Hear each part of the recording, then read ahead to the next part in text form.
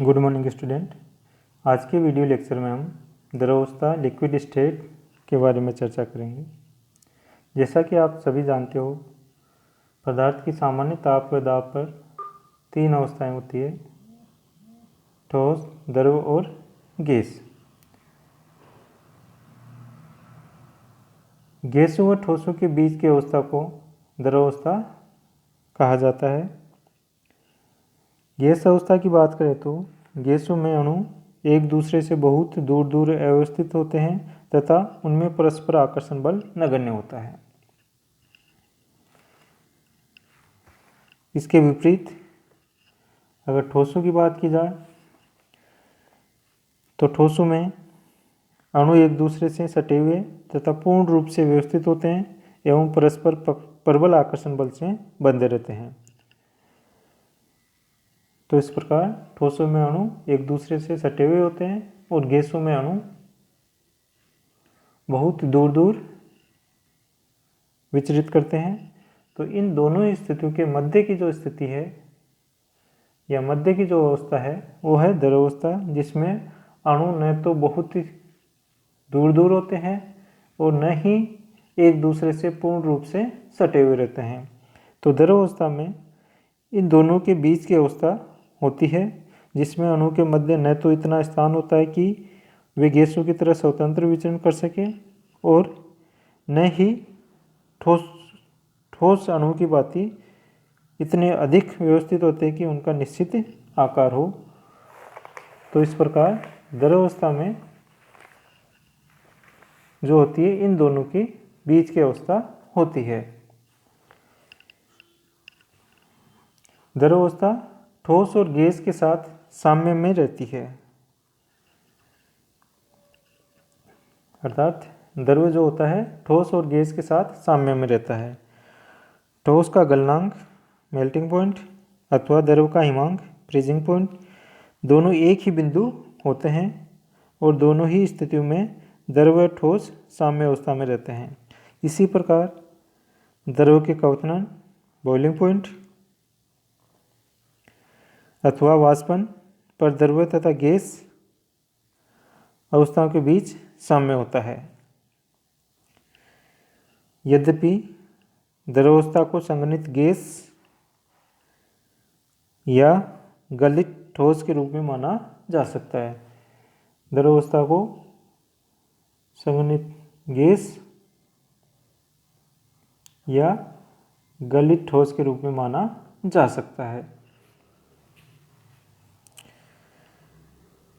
तथापि द्रवावस्था के गुण गैसीय अवस्था के गुणों की अपेक्षा ठोस अवस्था के गुणों के अधिक निकट होते हैं। कि द्रव जो अवस्था होती है उसके जो गुण होते हैं वो गैसीय अवस्था की तुलना में ठोस अवस्था के गुणों के अधिक निकट होते हैं। इस बात की पुष्टि हम निम्न आधार पर दे सकते हैं। पहला है घनत्व, कि कौन कौन से आधार पर अपन ये बता सकते हैं कि ठोसों के जो गुण है और द्रव के जो गुण है आपस में निकटता दर्शाते हैं, जबकि द्रव के जो गुण है गैसों के गुणों से ज़्यादा विभिन्नता दर्शाते हैं या ज़्यादा भिन्नता दर्शाते हैं। जबकि जो द्रव होते हैं वो ठोस और गैस के साथ साम्य अवस्था में रहते हैं। तो सबसे पहले अपन घनत्व के आधार पर यह सिद्ध कर सकते हैं कि द्रव के जो गुण होते हैं वो ठोसों के गुणों से ज़्यादा समानता या ज़्यादा निकटता दर्शाते हैं और गैसों से ज़्यादा भिन्नता दर्शाते हैं। द्रवावस्था में घनत्व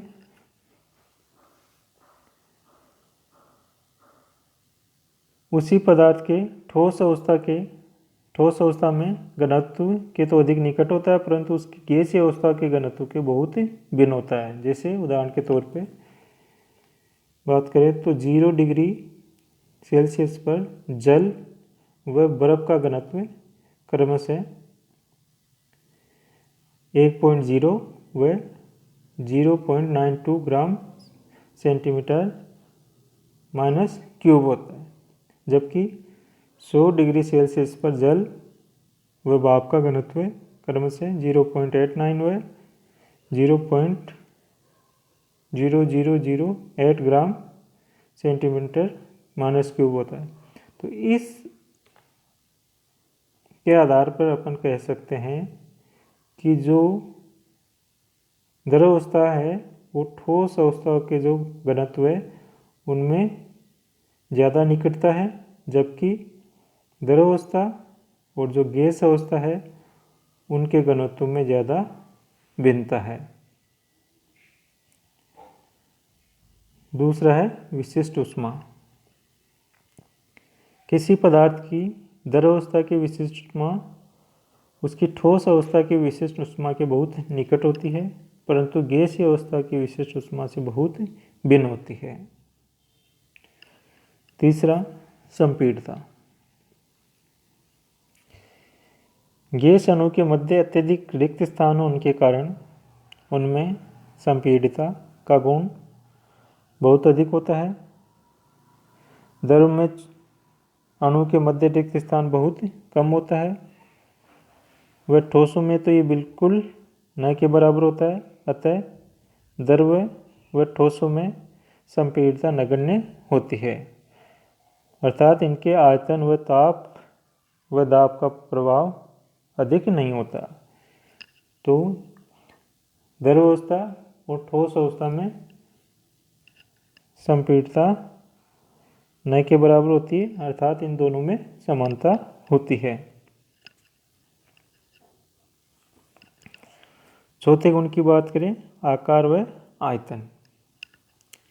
चूंकि द्रव में अणु के मध्य आकर्षण बल ठोसों की तुलना में कम होता है, अतः ठोस की भांति इनका आकार तो निश्चित नहीं होता, लेकिन गैसों की तुलना में काफ़ी अधिक प्रबल आकर्षण बल के कारण इनका आयतन निश्चित रहता है। तो द्रव का आकार तो निश्चित नहीं होता, लेकिन आयतन निश्चित होता है, जबकि गैसों में न तो आकार और न ही आयतन निश्चित होता है। तो आकार व आयतन के आधार पर भी द्रव गैसों के बजाय ठोसों से ज़्यादा समानता दर्शाता है।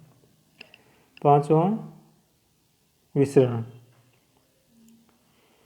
विसरण गैसों का एक प्रमुख गुण है, जबकि द्रव व ठोसों में अंतर आणविक बल प्रबल होने से अंतर आणविक दूरी बहुत कम होती है, वह इनमें विसरण नहीं होता। तो द्रव अवस्था और ठोस अवस्था में विसरण नहीं होता, अतः द्रव विसरण के आधार पर भी ठोसों से ज़्यादा समानता दर्शाता है, जबकि गैसों में विसरण का गुण पाया जाता है।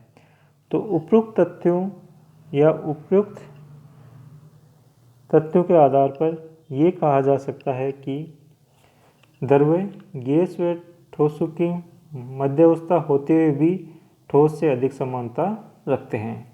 तो द्रव अवस्था जो होती है वो ठोस व गैस के मध्य की अवस्था है, लेकिन ये गैसों के बजाय ठोसों से ज़्यादा समानता रखते हैं।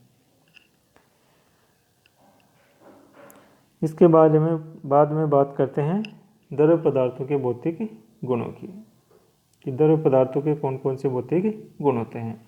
Physical property of liquids.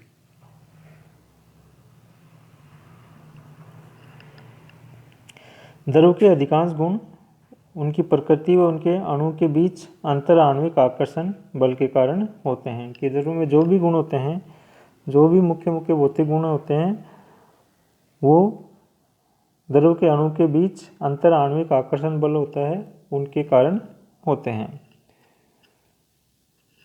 द्रव पदार्थों में कुछ विशेष भौतिक गुण जैसे घनत्व है, अपवर्तनांक है, श्यानता, पृष्ठ तनाव आदि अत्यंत महत्वपूर्ण है, क्योंकि इन्हीं गुणधर्मों की सहायता से द्रव पदार्थों के संगठन का निर्धारण व इनकी संरचना का स्पष्टीकरण किया जाता है।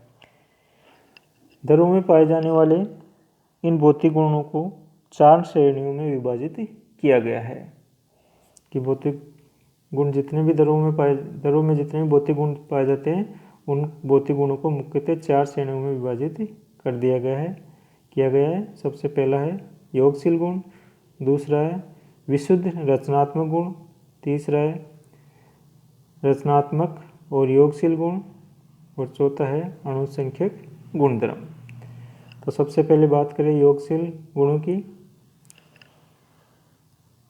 तो योगशील गुण किसी निकाय का वह गुण है जो उसके निजी अवयवों के संगत गुणों का योग हो, योगशील गुण कहलाता है।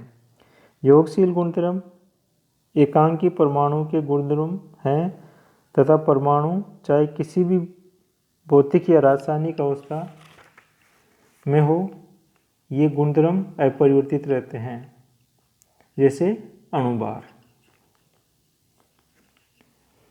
किसी अणु में विद्यमान विभिन्न परमाणुओं के भारों को जोड़ने पर अणु का अणुभार ज्ञात कर सकते हैं। इसी तरह किसी यौगिक की आणविक ऊष्मा भी उसमें उपस्थित परमाणु ऊष्मा का योग होती है। मोलर आयतन भी एक योगशील गुणधर्म है। तो योगशील गुणधर्मों में अणुभार है, आणविक ऊष्माएं और मोलर आयतन है, ये किसी द्रव्य के योगशील गुण कहलाते हैं। दूसरे प्रकार के गुण हैं विशुद्ध रचनात्मक गुण। ये वे गुणधर्म है जो अणु में विद्यमान परमाणु की व्यवस्था अर्थात विन्यास पर निर्भर करते हैं, न कि परमाणु की संख्या पर। तो अणु में उपस्थित परमाणु के विन्यास पर निर्भर करने वाले गुण विशुद्ध रचनात्मक गुण कहलाते हैं, जैसे दुर्वण गुणकता, अणु की असममिति का गुण धर्म। ये जो गुण है दुर्वण गुणकता, अणु की असममिति, ये विशुद्ध रचनात्मक गुण है। तीसरे प्रकार के गुणधर्म आते हैं रचनात्मक और योगशील गुण। इन दोनों गुणों का समेकित रूप। वे गुणधर्म जो अणु में उपस्थित परमाणु और उनके विन्यास दोनों पर आधारित होते हैं, वे गुणधर्म रचनात्मक या योगशील गुण कहलाते हैं। ये भी योगशील गुणधर्म ही है, परंतु इनका योगशील आचरण परमाणु के परस्पर संयुक्त होने के ढंग के अनुसार रूपांतरित होता है। जैसे ऑक्सीजन का परमाणु आयतन हाइड्रोक्सिल समूह OH समूह में 7.8 होता है और कीटोन समूह CO समूह में 12.2 होता है। इसी प्रकार के अन्य गुणधर्म हैं आणविक अपवर्तकता आदि। चौथे प्रकार के गुणधर्म है अणुसंख्यक गुणधर्म, कोलिगेटिव प्रॉपर्टी। ये वे गुणधर्म हैं जो केवल पदार्थ में उपस्थित कणों की संख्या अर्थात उपस्थित अणुओं की संख्या पर भी निर्भर करते हैं तथा कणों या अणु के निजी गुणों द्वारा ये प्रभावित नहीं होते। अर्थात अणुसंख्यक गुणधर्म वे गुणधर्म हैं जो अणुओं की संख्या पर निर्भर करते हैं, जैसे परासन दाब, हिमांक अवनमन, क्वथनांक उन्नयन, वाष्प दाब अवनमन। ये सारे गुणधर्म पदार्थ की अणुओं की संख्या पर निर्भर करते हैं। तो इस प्रकार के गुणधर्म अणुसंख्यक गुणधर्म कहलाते हैं। तो द्रव्य में पाए जाने वाले भौतिक गुणों को 4 श्रेणियों में विभाजित किया है: योगशील गुण, विशुद्ध रचनात्मक गुण, रचनात्मक और योगशील गुण और अणुसंख्यक गुणधर्म। इस प्रकार आज के वीडियो लेक्चर में हमने द्रव्यों के सामान्य गुण और द्रव्यों के भौतिक गुणों के बारे में चर्चा की।